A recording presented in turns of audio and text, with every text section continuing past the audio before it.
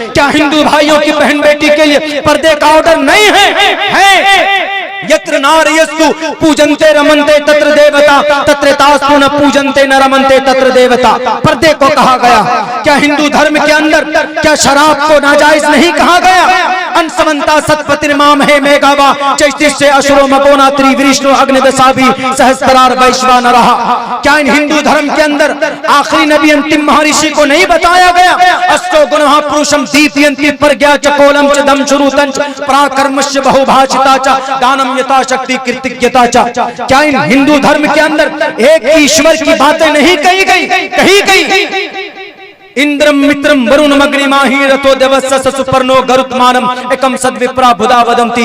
क्या इन हिंदू धर्म के अंदर ये बात नहीं कही गई कि अच्छा काम करोगे तो मरने के बाद तुम्हें जन्नत मिलेगी, जन्नत जाओगे, तुम्हारा अमल वहां पर पहुंचता है। भगवान धर्मस्तस्य हयाते कुरुलमा शरीरेण शमम नासम सर्वमन्यति गच्छति। ये बातें कही गई लेकिन बताने वाला कोई नहीं है। क्यों?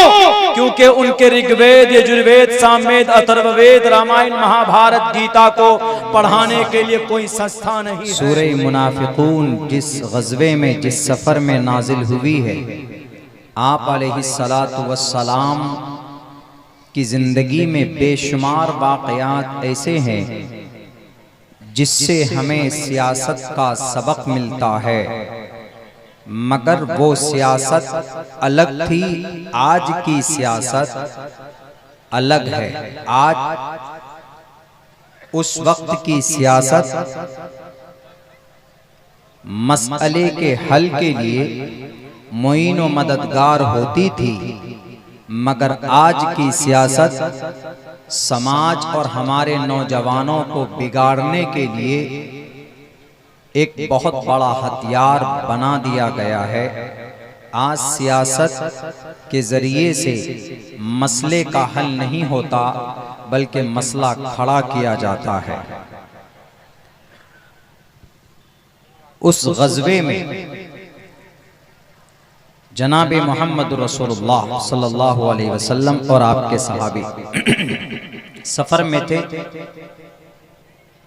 ग़ज़वा मुरैसा, ग़ज़वा उस जंग को बोलते हैं जिसमें अल्लाह के नबी अलैहिस्सलातु वस्सलाम बज़ाते खुद किसी जंग में शरीक हों तो उसको ग़ज़वा बोलते हैं।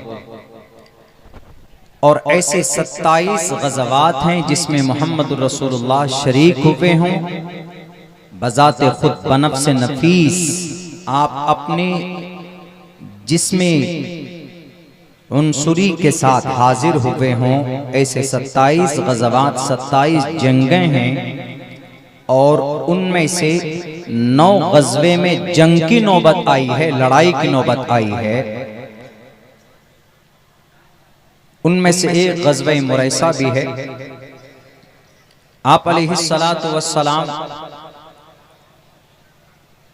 उस जंग में थे। उनमें अंसारी सहाबी भी थे, मुहाजिर सहाबी भी थे, यानी मदीने के सहाबी भी थे और मक्का के सहाबी भी थे। उनमें एक बहुत बड़ा मुनाफिक था जिसका नाम अब्दुल्ला बिन उबई बिन सलूल, मुनाफिकों का सरदार। मुनाफिक समझते हैं ना, मुनाफिक उसको बोलते हैं जिसके अंदर कुछ और होता है, जुबान पर कुछ और, सामने में आपसे कुछ और बोलेगा और अंदर उनकी अलग प्लानिंग होती है। मैं पहले बहुत कम जानता था, लेकिन मेरी जिंदगी के साथ अभी पिछले 1-1.5 महीने में ऐसा मुझे मेरे साथ हुआ तो मैं समझ गया कि मुनाफिक किसको बोलते हैं। प्रैक्टिकल जब आदमी जद में आता है तो समझ में आता है। तो मुनाफिक, तो उसमें जब जंग हुई, जंग के बाद जंग के बाद जो दौलत जो संपत्ति हाथ लगी वहां पे, उनमें बांटने में, तकसीम में, किसी के पास ज्यादा किसी के पास कम, तो वहां पर ये मुनाफिकों का सरदार दिल से अल्लाह के नबी अलैहिस्सलाम से नफरत करता था, दिल से, और जुबान से इतनी मोहब्बत कि ऐसा लगता था कि इससे बड़ा आशिक रसूल कोई है ही नहीं, अभी जान दे देगा।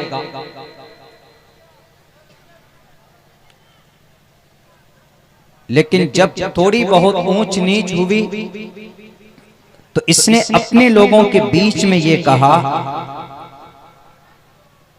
कि बहुत तुम लोग नाम लेते हो मोहम्मद मोहम्मद मोहम्मद रसूलुल्लाह, ऐसे हैं वैसे हैं, देखो आज क्या हालत है।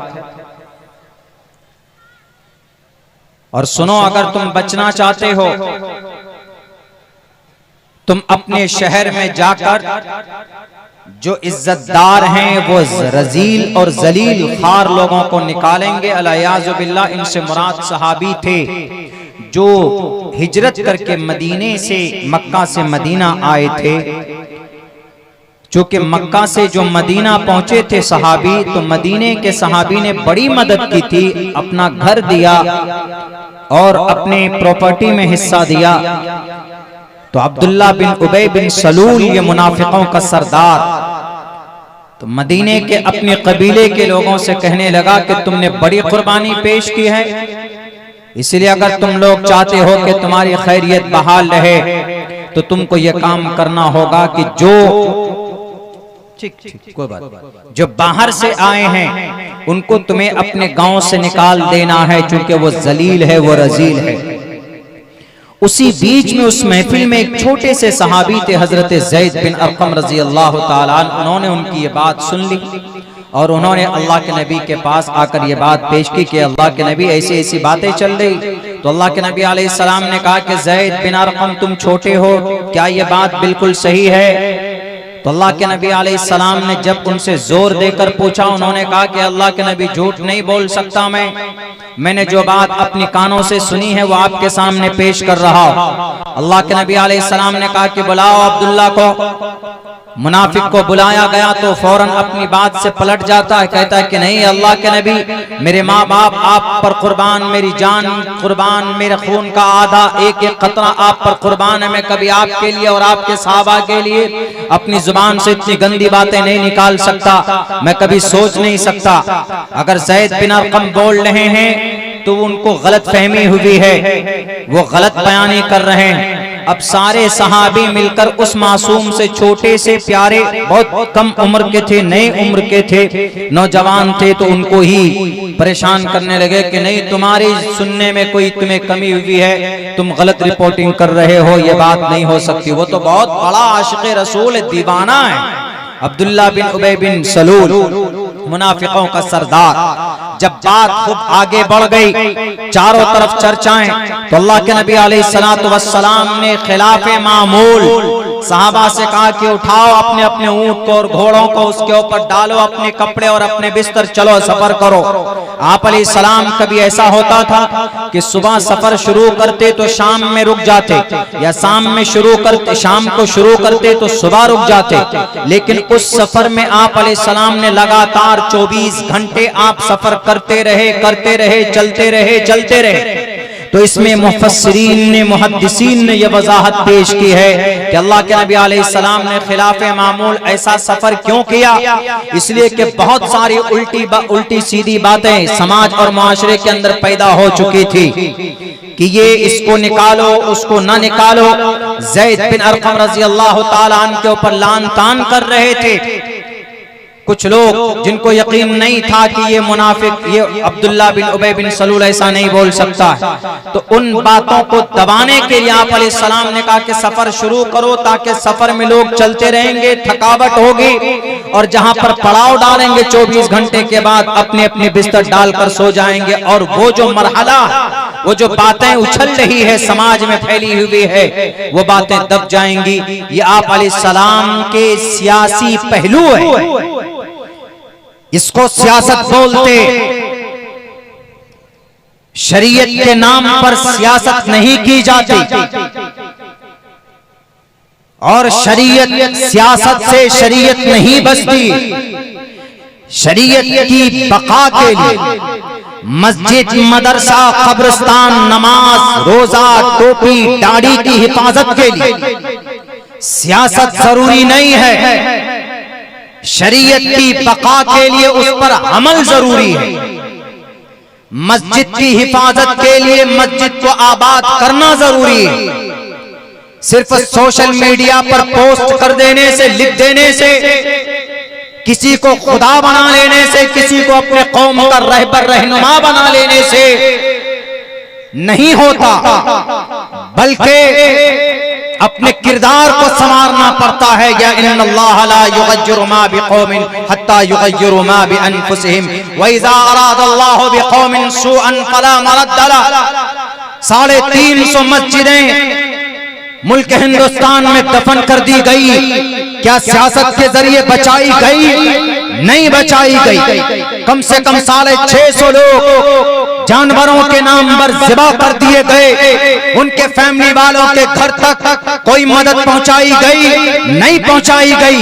सारे लोग मंच पे आकर उनकी दुआई तो देते हैं कि हम तुम्हारे साथ इंसाफ करेंगे, लेकिन जमीन पर उतर कर देखिए, कोई किसी के घर पर जाकर माली मदद लेकर नहीं पहुंचता। पहलू खान को मारा गया था मेवात और हरियाणा में। अभी कुछ महीना पहले उसके भाई का फोन मेरे पास पहुंचता, वो कहता है कि मौलाना पहलू खान का नाम सुना होगा। हमने कहा कि हाँ सुना है, बताइए। उन्होंने कहा कि मैं उसका भाई बोल रहा, उसके छोटे छोटे बच्चे हैं, उसकी बीवी है और उसके बूढ़े माँ बाप हैं, और मेरा भाई बहुत कमाता था, लेकिन उसको मॉब लिंचिंग गाड़ी के अंदर उसकी जिस्म को जलाकर भस्म कर दिया गया। नाम तो बड़ा लिया जाता है पहलू खान का, नाम बड़ा लिया जाता है तबरेज अंसारी का, लेकिन जब मदद की बात आती है, लेकिन जब कानूनी लड़ाई की बात आती है, तो सबसे पहले तुम दबाकर यही लोग भाग जाते हैं जो माइक में सबसे ज्यादा चीख कर चिल्ला कर बोलते। कौम को जमीन पर मदद की जरूरत है। मस्जिद बचाना है तो कानूनी लड़ाई लड़नी पड़ेगी, सड़कों पर कानूनी प्रोटेस्ट करना पड़ेगा, धरना देना पड़ेगा। एयर कंडीशन रूम पे बैठकर, टीवी की चैनल पे बैठकर, मोबाइल की दुनिया के अंदर फेसबुक पे आकर बकवास करना बहुत आसान है, लेकिन समाज की लड़ाई के लिए सर पे कफन बांधकर जैसे हमारे अकाबिरीन मैदान में आए थे, वैसी लड़ाई लड़ना हर किसी के बस की बात नहीं है। आजकल तो हम लोगों के जहन में पता नहीं क्या बड़ा भर दिया जाता। मस्जिद बचानी है, शरीयत बचानी है, टोपी और दाढ़ी बचानी है, ये करना होगा, वो करना होगा। अरे आप यकीन मजबूत कीजिए, इंशाअल्लाह अल्लाह आपकी मदद करेगा। अल्लाह पावरलेस नहीं होगा, अल्लाह सबको देख रहा, जालिम बादशाह को भी देख रहा है। एक मंत्र मैंने पढ़ा नबी आपके सामने में, क्या कहा? राजा तो जानरपति पर जा सो, जानरपति पर जा दुख दाता, सो नर तुरत नरक महू जाता। श्रीमद् भगवत गीता का श्लोक है। इस मंत्र में यह कहा गया कि जानरपति पर जा, जो राजा, राजा कौन हो सकता है? राजा सिर्फ बादशाह नहीं, सीएम पीएम नहीं, बल्कि राजा घर का जो एक गार्जियन है वो भी राजा हो सकता है। जा नरपति प्रजा, प्रजा मतलब आवाम, फैमिली, गांव समाज के लोग। एक मुखिया अपने पूरे पंचायत का राजा, एक विधायक अपने पूरे असेंबली का राजा, एक एमपी अपने पूरे लोकसभा का राजा होता, एक डीएम अपने पूरे जिले का राजा होता, एक एसपी राजा होता। यानी हर अपने अपने ओहदे के एतबार से हर उसका एक जो सर्कल है वो अपने सर्कल में राजा होता। तो उसके लिए कहा गया जानरपति पर जा, जानरपति पर जा, जानरपति पर जा दुख दाता, सो नर तुरत नरक महू जाता। संस्कृत है, जुबान कभी कभी लग जाती है। जानरपति पर जा सुखदाता, सो नर तुरत नरक महू जाता। जो प्रजा अपनी, जो राजा अपनी प्रजा अवाम पर, अपने लोगों पर इंसाफ नहीं करता, जुल्म करता है, अपनी पावर, अपनी ताकत का नाजायज इस्तेमाल करता है, कोई भी हो, कोई भी आदमी हो, अगर उसके अंदर 2 आदमी काम कर रहा है, जैसे मेरा स्कूल है, मेरे स्कूल में 15-16 स्टाफ काम करता है, अगर मैं किसी के साथ भेदभाव करता हूं, किसी पर जुल्म करता हूं, किसी की सैलरी रोक लेता हूं, या किसी के साथ फ्रॉड करता हूं, धोखा करता हूं, तो मैं उसमें मैं भी शामिल हो सकता हूं। जानरपति प्रजा दाता, सो नर तुरत नरक में हो जाता। तो वो आदमी, वो बादशाह, वो गार्जन, सो नर तुरंत नरक में हो जाता, मरने के बाद फौरन लोगों पर जुल्म करने की वजह से, नाइंसाफी करने की वजह से नरक में जाएगा। संस्कृत में है, गीता का मंत्र है, तो नरक ही बताएगा, जन्नत तो नहीं बताएगा। जा नरपति पर जा सुखदाता, सो नर तुरंत नरक में हो जाता। और राजा तो धर्म से तो स्यात पर जाना मचोपकारका, राजा तो धर्म से तो, ए राजा, ए जिम्मेदार, कौम और समाज के जिम्मेदार, राजा तो धर्म से तो स्यात पर जाना मचोपकारका। अगर तुमने इंसाफ से काम नहीं लिया, तुमने गलत बयानी की, झूठी बातें की, कौम और समाज के लोगों को गुमराह किया, तुम्हें ताकत मिली, तुमने ताकत का नाजायज इस्तेमाल किया, राजा तो धर्म से तो इंसाफ नहीं किया, धर्म का, धर्म से तो धर्म का पालन नहीं किया, और धर्म इंसाफ को तलब करता है। इंसाफ नहीं किया तुमने समाज में, बाप अपने बेटे के साथ या बेटी के साथ, कभी कभी ऐसा होता है कि बाप बेटों के नाम जमीन रजिस्ट्री कर देता है, बेटियों को महरूम करता है, 2 जालिम है। इससे मुराद सिर्फ प्रधानमंत्री या राष्ट्रपति या चीफ मिनिस्टर नहीं है, इससे मुराद एक बाप भी हो सकता, इससे मुराद एक भाई भी हो सकता। वो भाई जो अपनी बहनों का हक नहीं देते, विरासत में, बाप की जमीन में, बाप की प्रॉपर्टी में बहनों के हक मार लेते, नाजायज और हराम औलाद के जिंदा रहते हुए बाप के लिए भी जायज नहीं है कि एक बाप एक बेटे के नाम पर ज्यादा जमीन रजिस्ट्री करवा दे और एक बेटी को महरूम कर दे या दूसरे बेटे को महरूम कर दे। मत कीजिए। आप अगर जमीन रजिस्ट्री ही करनी है, प्रॉपर्टी अगर अपने बेटों के नाम, बेटियों के नाम देना है, तो वो दीजिए जो उनका हिस्सा बनता है, जो उनके लिए, जो उनका अधिकार दिया गया है कुरान और शरीयत में, अपने मनमानी नहीं। तो ये मंत्र उस पर भी फिट आ सकता है, ये मंत्र एक मुखिया पर भी फिट आ सकता है, ये मंत्र एक सरपंच पर भी फिट आ सकता है कि पंचायती करने बैठे, देखा कि सामने वाला पैसा वाला अंदर अंदर कुछ पैसा लेकर के अगर गलत फैसला किया तो उस पर भी फिट आ सकता है, सब पर फिट आ सकता है। माशरे की इस्लाह सिर्फ गरीब मजलूमों के लिए नहीं, उद्योगपति लोगों के लिए पहले, मुखिया मेंबर अब्दुल्ला सालिम के लिए भी पहले, सिर्फ नाखानदा तबके के लिए नहीं, मर्द और औरत नहीं, सब बराबर है। इक्वालिटी बिफोर लॉ, जैसे भारत के संविधान में सबके सब बराबर है, अल्लाह की नजर में भी उसी का मकाम और मर्तबा ज्यादा बड़ा होगा जो अल्लाह से डरने वाला, अल्लाह की शरीयत पर अमल करने वाला होगा। राजा तो धर्म से तो स्यात पर जाना मचोपकारका, राज्यम धर्मेण यो भारतास्य राज्यनाथ यज्ञ स्मृता। जो आदमी इंसाफ का पालन नहीं करता है, मरने के बाद डायरेक्ट नरक में जाएगा। और हम लोग बिल्कुल डर जाते हैं, अरे पता नहीं क्या होने वाला है, हमारी मस्जिदें टूट जाएंगे, हमारे मदरसे बंद कर दिए जाएंगे।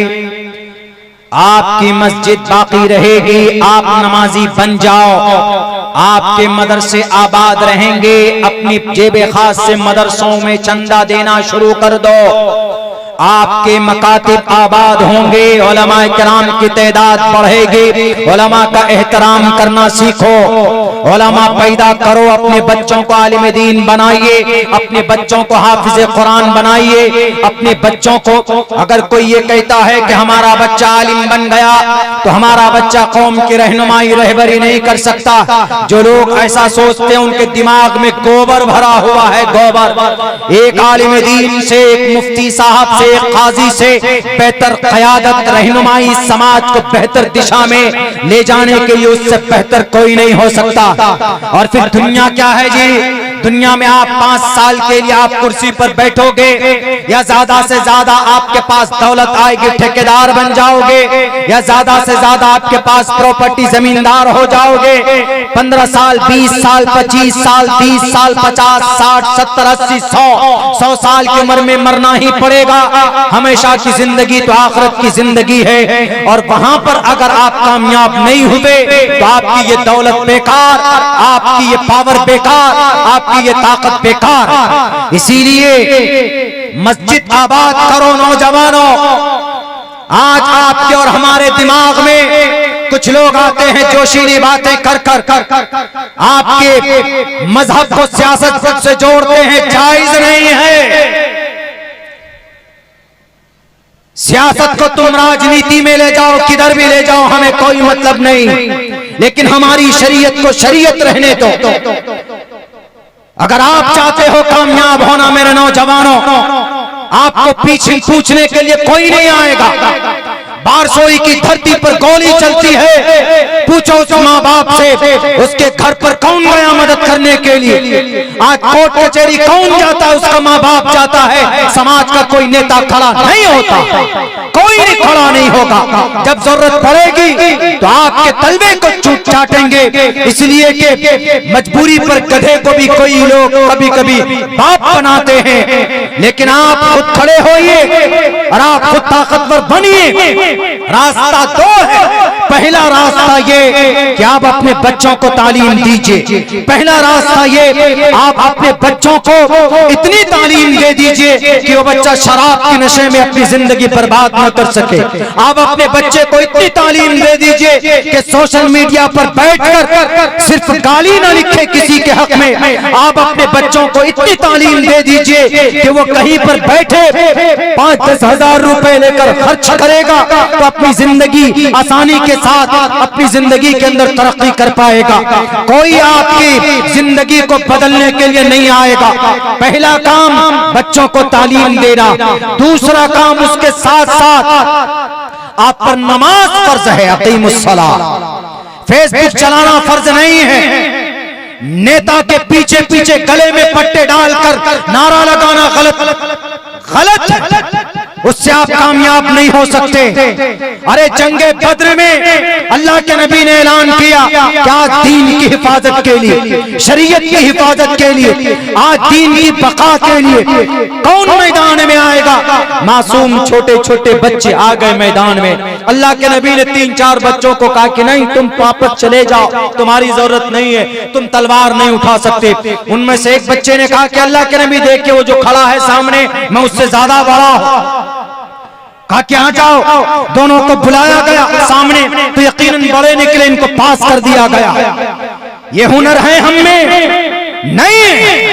आज कहा जाता है कि आओ हमें कामयाब करो, हम तुम्हारी मस्जिद बचाएंगे।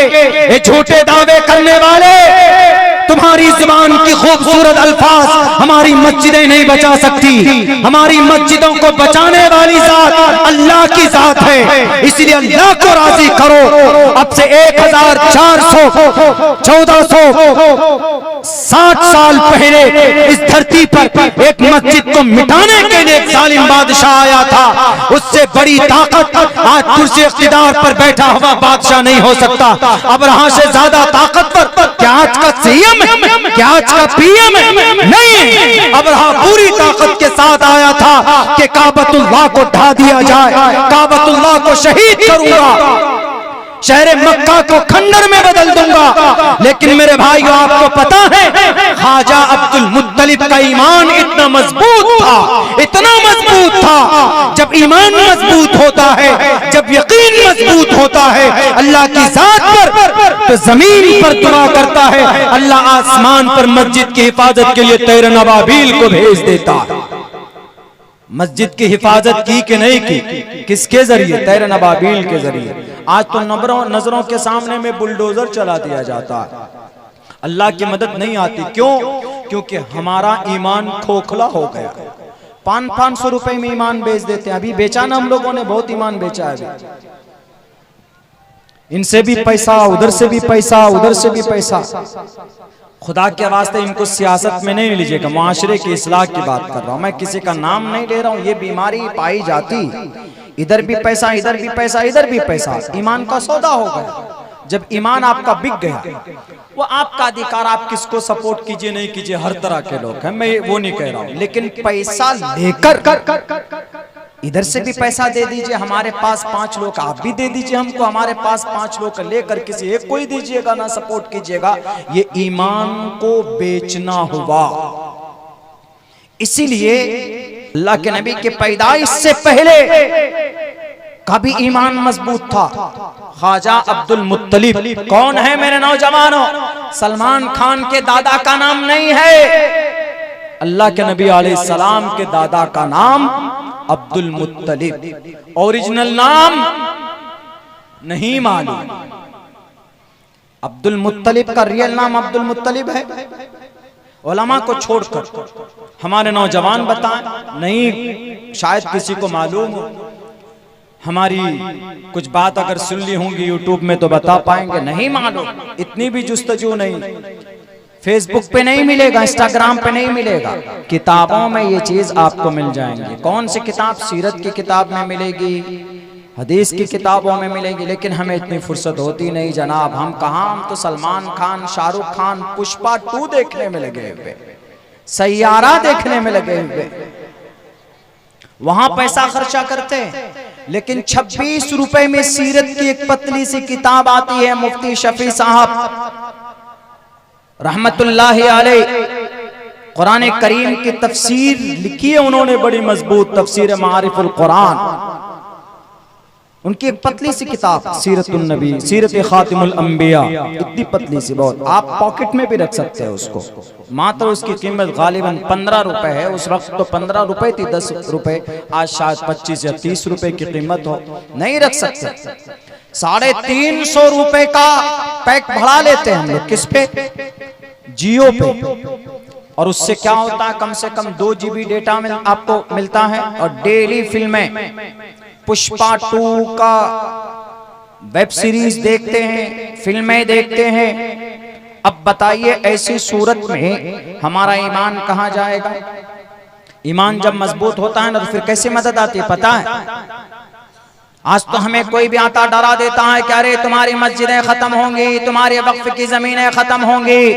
ये डराने वाला कौन? जो वक्फ की जमीन पर कब्जा करके बैठा है, जो हमारी मस्जिदों को वीरान करने में तुला है, ये वही लोग हैं। ईमान मजबूत करो नौजवानों, आपकी जवानी अल्लाह को बहुत पसंद है। शाबुन नशा फी इबादतिल्लाह फहुवा फिल जन्नह, अल्लाह के नबी फरमाते हैं कि जो नौजवान अल्लाह के हुक्म के मुताबिक अपनी जिंदगी गुजारता है, और अल्लाह का हुक्म क्या है? फजर की नमाज पढ़ो, जोहर की नमाज पढ़ो, असर की नमाज पढ़ो, मगरिब की नमाज पढ़ो, इशा की नमाज पढ़ो, झूठ मत बोलो, गीबत मत करो, सोशल मीडिया का मिसयूज मत करो, बस वही नशा फी इबादतिल्लाह, यही है। हमेशा अल्लाह के याद में गुम नहीं होना है, बल्कि आपको तिजारत भी करनी है, आपको पढ़ाई भी करनी है, आप अगर कोई किसान है तो किसानी का फसल को भी, आप फसल के तरफ भी तवज्जो देना है आपको, सब काम कीजिए। शाबुन नशा फी इबादतिल्लाह फहुवा फिल जन्नह, मरने के बाद जन्नत में जाएगा। अल्लाह को ऐसे नौजवान जिनके अंदर गुनाह का टोटल मादा भरा हुआ होने के बावजूद अगर अल्लाह की जात पर अल्लाह से डरता है कि अल्लाह ने हमें पैदा किया है, किस वजह से पैदा किया है, अगर ऐसा नौजवान नमाज, रोजा, हज, ज़कात पाबंदी से करता है तो मरने के बाद डायरेक्ट जन्नत में जाएगा। और फिर जब आपका ईमान मजबूत होगा तो कुर्सी इख्तिदार पर बैठने वाले हमारी कितनी मस्जिदें तोड़ेंगे। नमाज पढ़ने के लिए मस्जिदें तुम तोड़ दोगे, तोड़ दो। मस्जिद के खंडरात पर खड़े होकर नमाजें अदा की जा सकती है, अल्लाह वहां पर भी आपकी नमाज कबूल कर लेगा। हमारी मस्जिदों में, मदरसों में ताले डालने वाले ताले डाल दो, लेकिन हम बच्चों को किसी दरख्त के नीचे बैठकर कुरान करीम की तालीम दे देंगे। वही दरख्त के पत्ते हमारे बच्चों के लिए छत का काम करेगा और वहीं पर हम हाफिज कुरान बनाएंगे। लेकिन जब ये जुस्तजू, ये तड़प हो तो अल्लाह तबारक व तआला की फिर नुसरत और मदद आती है। जब अबरहा आया शहर के बाहर, शहर मक्का के बाहर अपना पड़ाव डालता और वो कहता है कि जितने भी ऊंट बंदे में लाओ, पकड़ कर लाए गए अबरहा के पास। और अबरहा ने कहा कि अरे कोई आदमी आ ही नहीं रहा है मक्का से, इस शहर से निकल कर नहीं आ रहा मज़ाहमत के लिए, लड़ाई के लिए। हम तो सोचे थे कि गाजर मूली की तरह काट देंगे। अल्लाह के नबी के जन्म से कुछ लोगों ने कहा कि 50 दिन पहले की बात है, कुछ लोगों ने कहा कि 70 दिन पहले की बात है, कुछ लोगों ने कहा कि महीनों पहले की बात है। आप अलैहिस्सलाम पैदा नहीं हुए, करीब थे। उसके बाद अबरहा बादशाह आया काबतुल्लाह को ढाने के लिए। जब आया तो आने के बाद कहा कि ये जितने आसपास में ऊंट हैं, जितने भी वो जानवर हैं, वो सबको पकड़ कर लाओ। पकड़ लिए गए, कब्जे में ले लिया उन्होंने। तो उसके बाद कहा कि कोई अब भी कोई नहीं आया, बुलाओ जी कौन है सरदार इस शहर का। तो उस शहर के सरदार का नाम ख्वाजा अब्दुल मुत्तलिब, अल्लाह के नबी के दादा का नाम अब्दुल मुत्तलिब, ओरिजिनल नाम शैबतुल हम्द। आपके अब्बा का नाम मोहम्मद रसूलुल्लाह के अब्बा का नाम अब्दुल्ला, अम्मा का नाम आमिना। संस्कृत में भी है शम्बल ग्रामों को के सबरा हमन ऐसा कहा तमन भवने विष्णु यश अब्दुल्ला को बोलते। अम्मी का नाम आमिना, सुमत्यानि था वैष्णवम, सोमवती के कोख से, आमिना के कोख से पैदा हुए।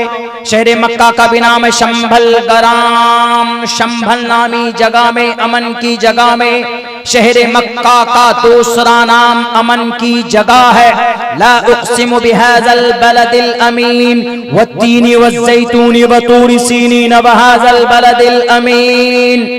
इसी शहर को कहा गया, इसी शहर मक्का को कहा गया। संस्कृत में भी कहा गया। Doctor Ved Prakash Upadhyay, doctor M.A. Srivastava, इन्होंने अपनी अपनी किताब में जगह दी है कि इन संस्कृत का टोटल मतलब किसी पर फिट आता है तो मुसलमानों के आखिरी नबी मोहम्मद रसूलुल्लाह सल्लल्लाहु अलैहि वसल्लम पर फिट आता है। उनकी किताब पढ़िए, बहुत सारी किताबें मौजूद है, उनकी किताबों में ये बात लिखी हुई। बहरकैफ अब्दुल मुत्तलिब बुलाए गए। यहां से सुनिएगा जरा गौर से। तो अब्दुल मुत्तलिब से अबरहा ने कहा कि अब्दुल मुत्तलिब तुम कुछ बोलोगे नहीं? तो अब्दुल मुत्तलिब ने कहा कि बादशाह साहब बस मैं ये कहूंगा कि मेरा जो ऊंट आपने लिया है वो ऊंट मेरे वापस कर दीजिए। कहा कि सिर्फ ऊंट? मैं तो काबतुल्लाह को, बैतुल्लाह को गिराने आया, उसको शहीद कर, उसको तोड़ना है, और तुमको जर्रा बराबर फिक्र नहीं, तुम ऊंट की बात कर रहे। तुम्हारी ये पवित्र तरीन जगह, इसको मिटाने आया और तुम ऊंट की बात कर रहे। उन्होंने कहा कि बादशाह अबरहा, इस ऊंट का मालिक मैं हूं, इसकी हिफाजत, देखभाल, केयर करना, खाना देना, इसको इस्तेमाल करना मेरी जिम्मेदारी है। तो इसलिए इसका मालिक मैं हूं, तो इसीलिए मैं इसको बचाने की कोशिश कर रहा हूं आपसे। इसलिए मैं कह रहा हूं कि मुझे मेरा ऊंट दीजिए। कहा कि ये जो मस्जिद है काबतुल्लाह जिसके तवाफ करते हो, कहा कि इसका मालिक तो अल्लाह है, उस घर का मालिक मैं नहीं हूं। मस्जिद का मालिक कौन होता है? अल्लाह होता है। इसीलिए जिस जमीन का मालिक अल्लाह हो, उसका मालिक कोई दूसरा बन सकता है? वैसे तो सारी जमीनें अल्लाह की है, लेकिन वो जमीन अल्लाह को पसंद होती। कौन सी जमीन, कौन सी जगह? जहां पर मस्जिद होती। अल्लाह के नबी की हदीस है, इन्ना हब्बल बिलादि इलल्लाहि मसाजिदुहा वअबग़ज़ुल बिलादि इलल्लाहि अस्वाक़ुहा। तमाम जगहों में सबसे बेहतर जगह अल्लाह को अगर कोई है, पसंदीदा जगह, तो मस्जिद है। और सबसे ज्यादा नापसंद कोई जगह है तो मार्केट है, बाजार। जैसे अभी खड़े होकर सब लोग चाय पी रहे हैं मार्केट में, बहुत सारे लोग हमारे खड़े होकर चाय पीते हैं। मार्केट में होता क्या, 10 आदमी बैठे हैं।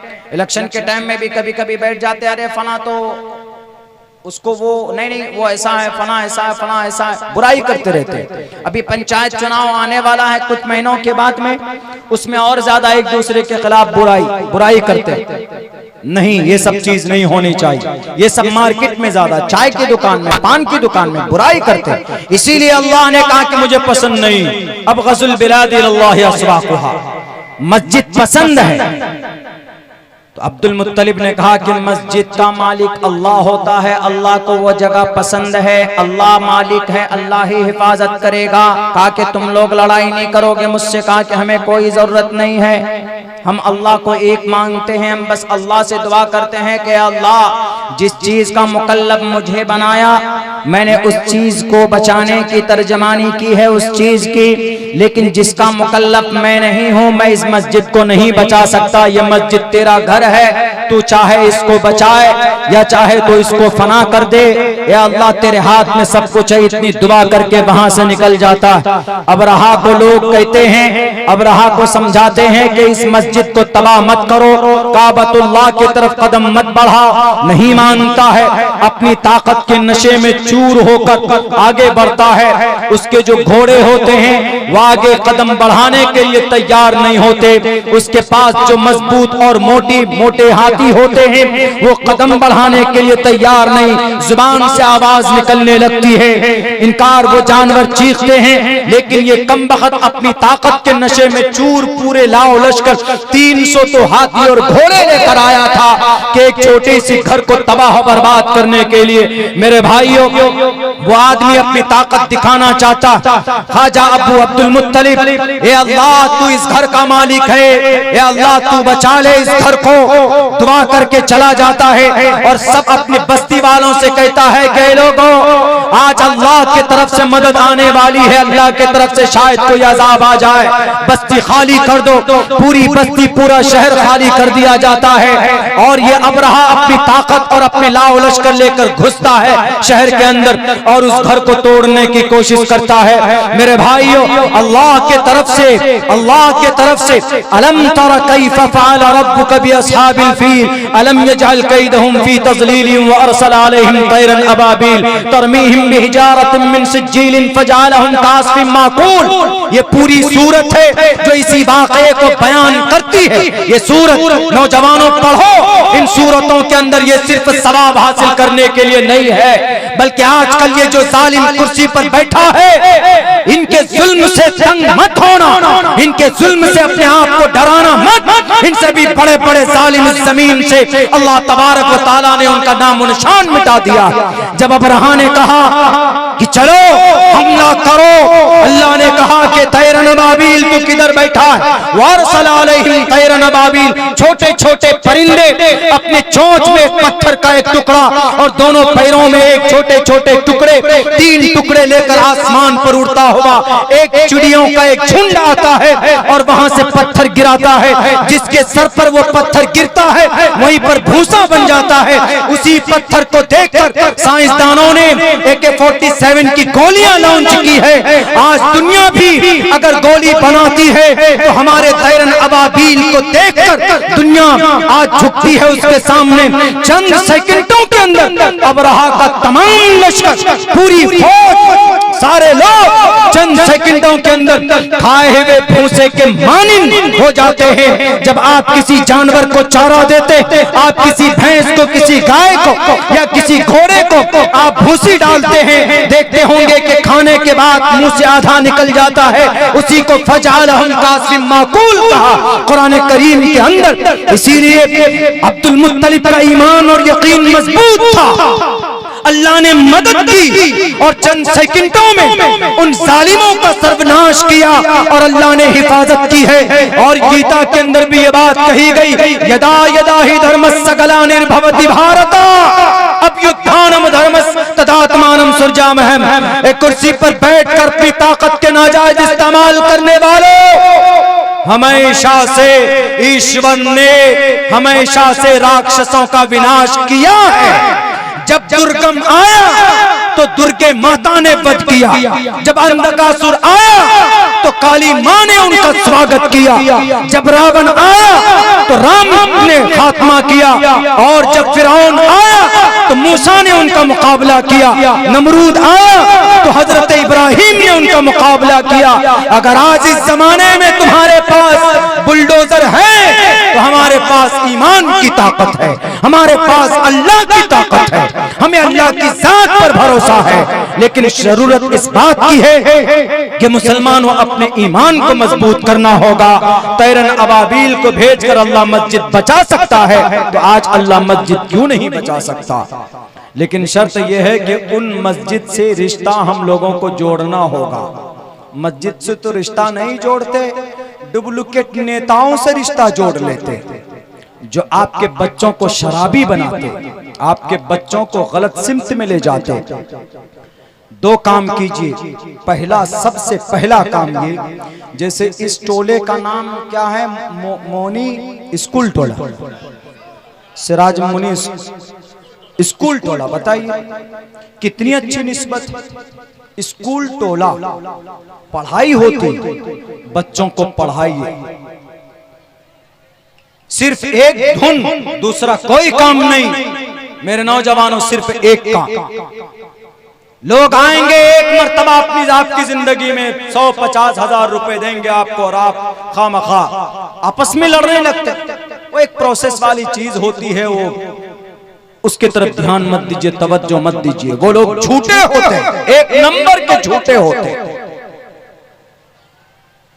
कौम और समाज की भलाई के लिए नहीं, आप अपने आप को बनाओ। मैट्रिक करो, इंटर करो, हाफिज कुरान बनो, कारी कुरान बनो, सूरे फातिहा याद करो, नाजरा कुरान करीम पढ़ना सीखो। आपका रोल मॉडल कोई नेता नहीं हो सकता, सुन लो। आपका रोल मॉडल कोई फिल्म एक्टर नहीं हो सकता, सुन लो। कल कयामत में अल्लाह तबारक व तआला अगर पूछेगा कि सर से पैर तक तुम्हें बॉडी दी थी, कहां पर इस्तेमाल किया? नारे में। देखो देखो जिंदगी कहां चली गई। फला आया, फला आया। तुम्हारी जिंदगी अल्लाह ने इस काम के लिए नहीं दी। अल्लाह ने जिंदगी दी है, ये अल्लाह की अमानत है। तुम नमाज पढ़ते हो कि नहीं पढ़ते? अगर नहीं पढ़ते नमाज, मन तरक सलात मुतअम्मिदन फक़द कफर, काफिर बन जाता है। इमाम अहमद इब्न हंबल का फतवा, बहैसियत आलिम के मैं ये फतवा सुना सकता हूं आपको। मुसलमानों, नमाज नहीं पढ़ते, जानबूझकर नमाज छोड़ते हो, तो आप काफिरों वाला अमल करते हैं आप। इसीलिए अल्लाह ने जिस काम के लिए पैदा किया वो काम कीजिए। ये कौम को बांटने की भरपूर कोशिश की जा रही है, भरपूर। कौम बढ़ जाए, समाज बढ़ जाए, हर एतबार से बांटने की कोशिश की जा रही है। बंटना नहीं, मुत्तहिद रहना, सब मिलकर रही। पूरे गांव में हिंदू है, मुस्लिम है, मिलकर रही। पूरे गांव के अंदर में अगर मुस्लिम है, मिलकर रही। नहीं जनाब, यहाँ तो मुस्लिम में हम लोग बढ़ जाते। अंसारी होगा तो अंसारी बिरादरी में शादी करेगा, सैयद है तो सैयद बिरादरी में शादी करेगा। हिंदू में भी ऐसा, हिंदू के अंदर भी कहा गया, हालांकि दोनों चीजों की दोनों तरफ से ममानियत है, दोनों के शास्त्रों में। अल्लाह के नबी अलैहिस्सलाम, बल्कि अल्लाह का कुरान कहता है, वजअलनाकुम शुअबन व क़बाइल लितआरफू इन्ना अक्रमकुम इंदल्लाहि अत्क़ाकुम। कबीले पहचानने के लिए होते हैं। समाज माशरे में ये सैयद है, ये कबीले कुरैश है, ये कबीले बनी सकीफ है, ये कबीले बनी साइद है, अलग अलग कबीले होते हैं। लेकिन इसको बिल्कुल बांट देना कि नहीं हम सैयद हैं, हमसे बढ़कर कोई नहीं, झूठ, गलत फहमी, ऐसा नहीं। आपका अमल अच्छा है तो आप अच्छे। हिंदू धर्म में भी ये बात कही गई, हिंदू धर्म के अंदर तो कही गई, बरहान शूद्रो ब्रह्मण तामिति ब्रह्मण चैति शूद्रताम क्षेत्रियो याति वित्रत्वम विघातवीच्यम तथे चचा सहे के वात्रपति परजानाम कथम पुनर्जत गिरता पर भेदा। पुराण में कहा गया कि इंसान अपने कर्म से बड़ा होता है, इंसान अपने जन्म से बड़ा नहीं होता। अक्सर जलसों में मैं कहा करता हूं कि अपने कर्म से बड़ा बनो, अपने काम से बड़ा बनिए, अपने काम से इतना बड़ा बनिए कि दुनिया आपके काम से आपके नाम को याद करें, बुरे नाम से नहीं। वैसे तो बुरे नाम से फिरौन को भी याद किया जाता, अबू जहल को भी याद किया जाता, बुरे नाम से तो मीर जाफर मीर सादिक को भी याद किया जाता, लेकिन अच्छे नाम से किन को याद किया जाता? मौलाना अबुल कलाम आजाद को याद किया जाता। अच्छे नाम से याद किया जाता मौलाना हिफ्जुर रहमान सुहारवी को याद किया जाता। अच्छे नाम से याद किया जाता है तो हमारे फ्रीडम फाइटर स्वतंत्र सेनानी को याद किया जाता। बुरे नाम से नहीं, कौम को बांटने वाले हमेशा होते, आज भी हमारे समाज में कौम को बांटने वाले होते आते हैं और कौम को बांट कर जाकर अपने घरों में बिल बैठ गए। हमें बंटना नहीं, हमें इत्तेहाद के साथ रहकर अपने बच्चों को तालीम देना है, अपने समाज को अच्छी तरफ लेकर जाना है, अपने आपकी जिंदगी, आपकी पारिवारिक जिंदगी, आपके बच्चों की जिंदगी के अंदर तरक्की कैसे आए उसके ऊपर गौर व फिक्र करना है। मेरे भाइयों, कोई आपकी जिंदगी बदल कर नहीं देगा, आपको खुद बदलने की कोशिश और मेहनत करनी पड़ेगी। और सुनिए, जो बांटने वाले होते हैं उनका नाम इतिहास में मीर जाफर के साथ लिखा जाएगा। मीर जाफर कौन था पता? बहुत बड़ा वफादार माना जाता था। इस धरती का, भारत की इतिहास का सबसे बड़ा और सबसे पहला फ्रीडम फाइटर नवाब सिराजुद्दौला का खास दोस्त सिपह सालार कहीं पर भी जाएगा तो मीर जाफर ही सब कुछ करेगा। कहीं पर कोई बात होगी, मीटिंग में जाना है, किसी रूट में जाना है तो मीर जाफर ही तय करेगा। नवाब सिराजुद्दौला की सारी चीजें एतमाद के साथ करने वाले का नाम मीर जाफर। वफादार था, लेकिन एक अमल ने उनको गद्दार वतन में डाल दिया। क्या किया? कुर्सी की लालच में नवाब सिराजुद्दौला को मरवा दिया। मीर जाफर क्या बनना चाहता था? नवाब बनना चाहता था, नवाब।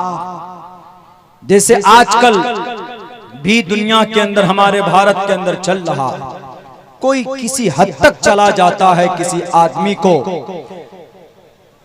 अपनी तरक्की के लिए किसी को झूठ बोलता है, बेवफाई करता है, गद्दारी करता है। ऐसा नहीं करना।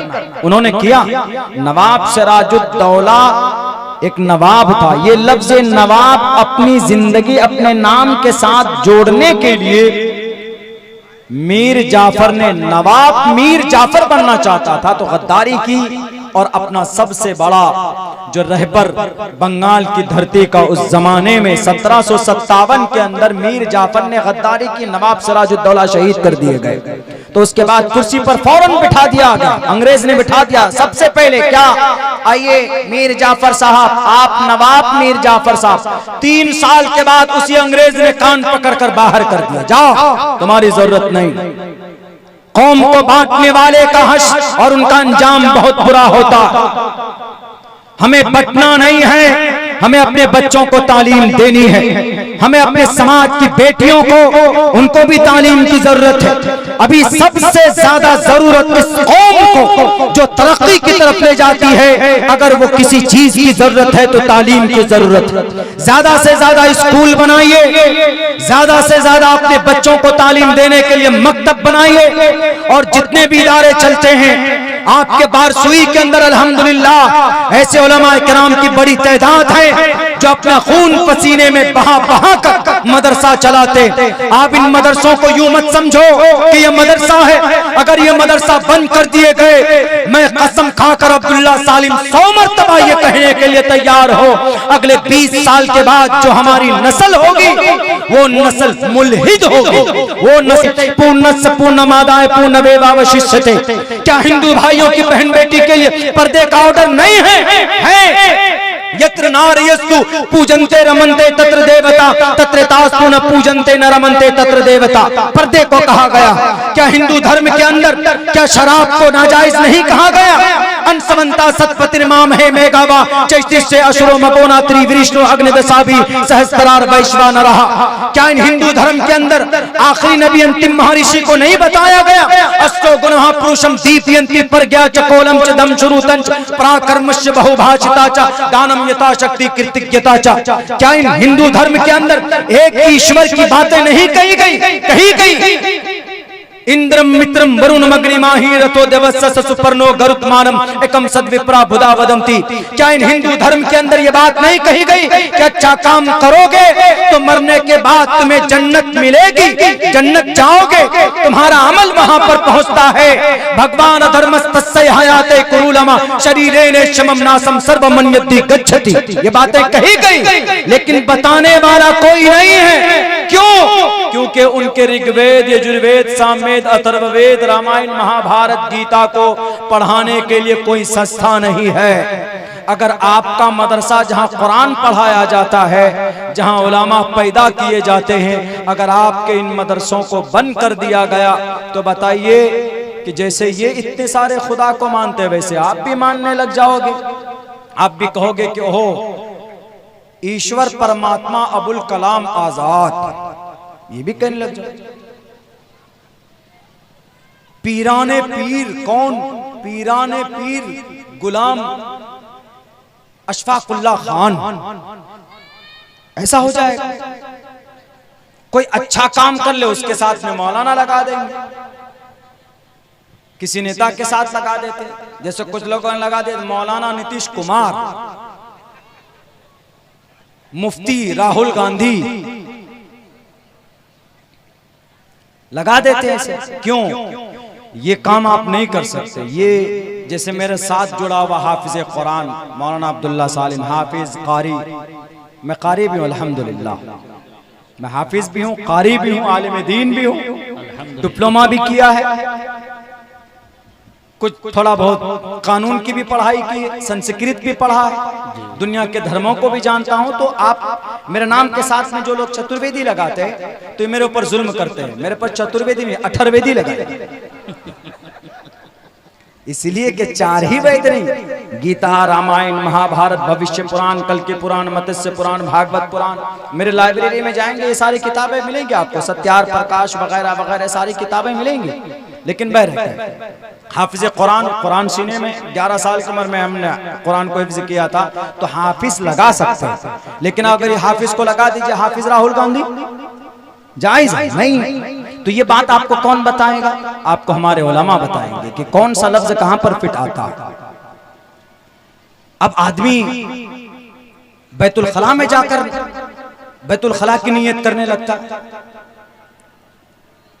वहां बैठकर अल्लाह का नाम लेता, वहां बैठकर कुरान शरीफ पढ़ने लग जा, नहीं पढ़ सकते ना, वहां पर महदूद है। वहां पर आप कुछ ही काम है जो अल्लाह के नबी अलैहिस्सलाम ने बताया, वो ये बातें कौन बताता? हमारे उलमा बताएंगे।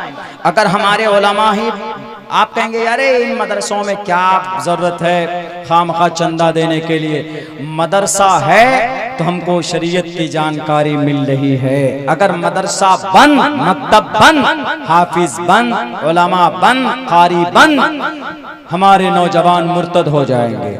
हमारे नौजवानों के खुदा कितने हो जाएंगे पता ही नहीं।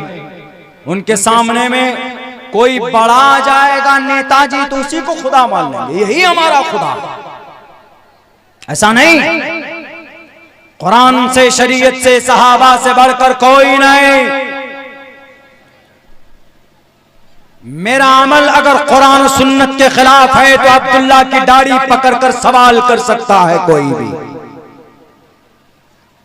मुझे आपके सामने बैठकर हर अच्छी बात करने वाला अगर वो शरीयत के खिलाफ बोलता है तो आपको अधिकार है उनके सामने आंखों में आंखें डालकर सवाल करो कि तुम जब शरीयत के खिलाफ करते हो तो तुम बोल नहीं सकते। ये है इस्लाम। इस्लाम की एक पहचान है सबसे बड़ी, क्या इसके अंदर में ना शक नहीं है, जो भी है क्लियर, ये नाजायज ये हराम, ये नाजायज ये हराम, ये करना है ये नहीं करना, ये करना है ये नहीं करना। और धर्म में नहीं, और धर्म में बहुत सारी गुंजाइश, हाँ ये भी कर लो हो जाएगा। पूजा करने बैठे हैं, गायत्री मंत्र की जगह पता चला कि वो हनुमान चालीसा पढ़ दिया, चला जाए, चलेगा। ओम भूर्भुवस्वाहा तत्सवितुर्वरेण्यम के जगह पे जय हनुमान ज्ञान गुण सागर जय कपीसते हुलों को जाकर ये पढ़ दिया तो चलेगा।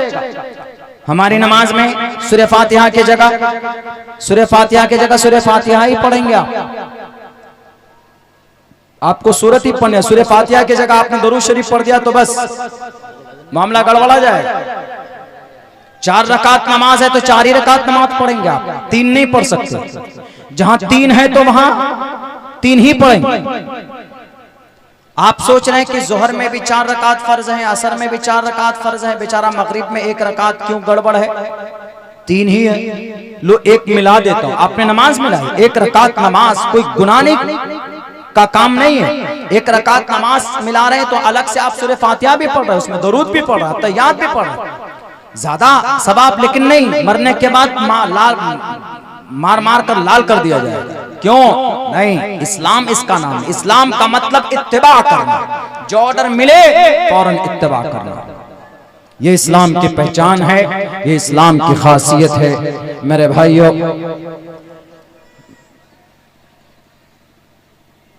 आज हम इस चीज को हम लोग बर्बाद कर रहे हैं। हमारे मुसलमान नौजवान खुसूसन, कुछ लोग आके बहका देते हैं, बस बहक जाते हैं। नहीं, बहुत अच्छी चीज, बहुत अच्छी शरीयत आपके पास मौजूद है। मैं नहीं कहता कि आप हर कोई आलिम दीन बने, कम से कम इतना इल्म जरूर सीखिए कि जिससे हराम क्या है, हलाल क्या है, वो आप जिंदगी गुजार सकें। और खुदा के वास्ते किसी की मोहब्बत में इतने पागल मत बनो। मोहब्बत में पागल बनना है तो अल्लाह की मोहब्बत में पागल बनो। आप जमीन पर दुआ करोगे, दुआ खत्म होने से पहले आसमान से अल्लाह का फैसला आएगा। एक अल्लाह का वली, बाल बड़ा गंदा, बदन में कपड़े मैले कुचेले, नमाज पढ़ रहे थे, रास्ते से जा रहे थे। एक डाकू आकर कहता है कि ए फकीर, तुम्हारे बैग में क्या है? कहा कि कुछ भी नहीं है। कहा कि नहीं है, तू छुपा के रखा है, तेरी जान मार दूंगा, उसके बाद तुम्हारे बैग को लूट कर चला जाऊंगा। पहले रहसन डाकू बहुत हुआ करते थे रास्ते में, अब तो नहीं है, अब तो पेट्रोलिंग में पुलिस चलती है, लेकिन आज भी बहुत सारे इलाकों में ऐसा होता। मेरे भाइयों, उसको कहा कि तू मुझे मारना चाहता है, ठीक है मुझे मार लेना, लेकिन मुझे 2 रकात नमाज पढ़ने की इजाजत दे दे। 2 रकात नमाज के लिए नियत बांधता है और आखिरी नमाज समझकर अल्लाह तबारक व तआला की तरफ तवज्जो कर वो नमाज में मशगूल हो जाता है। हाफिज कुरान भी नहीं था, लेकिन 20वें पारे की एक आयत, अम्मन युजीबुल मुस्तर्र इज़ा दआहु व यक्शिफुस सू, ये आयत नाजिल हुई। ये आयत उनकी जुबान पर जारी होती है, अम्मन युजीबुल मुस्तर्र, जब किसी परेशानी के आलम में कोई बंदा सच्चे दिल से अपने रब को पुकारता है तो अल्लाह उसकी मदद के लिए जरूर किसी न किसी को भेजता है। अगर उसके मुकद्दर में अगर वो दुआ कबूल हो जाती है तो मेरे भाइयों, उसकी नमाज मुकम्मल नहीं हुई। नमाज से पहले एक घोड़े पर सफेद लिबास में मलबूस होकर एक आदमी, एक शख्स आता है, एक प्राणी आती है, एक मखलूक आकर उस रहजन का खात्मा करता है। वो वहीं पर खड़ा रहता है, नमाज पढ़कर कहता है तुम कौन? कहा कि मैं अम्मन युजीबुल मुस्तर्रा का गुलाम हूँ, जो तुमने नमाज में जिनके लिए तुमने तुम्हारी जुबान से जो आवाज निकल रही थी। जब कोई अल्लाह का होता है तो अल्लाह उसका हो जाता। मन कान लिल्लाहि कान अल्लाहु लहु। ए नौजवानों, मस्जिदें क्यों वीरान है? ए नौजवानों, हम आखिर क्यों नहीं नमाजों से अपनी मस्जिदों को आबाद करते? आखिर क्या है इन सिनेमाओं में, इन फेसबुक में, इंस्टाग्राम के अंदर? आखिर क्या है इन खुराफात के अंदर? अपनी जवानी को बर्बाद मत करो। अल्लाह की कसम, आज भी अपने सजदे को मस्जिद के अंदर रखकर अपने 2 कतरे आंसू निकालो। अल्लाह तबारक व तआला तुम्हें गले से लगाकर तुम्हें तुम्हारी गलतियों की माफी दे देगा। अल्लाह दुआ कर, अल्लाह कहता, आवाज लगाता, हर दिन आसमानी दुनिया पे आकर के है कोई अपनी गुनाहों से माफी तलब करने वाला, मैं उसको माफ करूं। हमारा नौजवान 2 बजे 3 बजे रात तक फिल्में देखकर सोता है, गाने सुनकर सोता है, कान में लीड लगाकर सोता है। यही वजह है कि आज अल्लाह की मदद नहीं आ रही।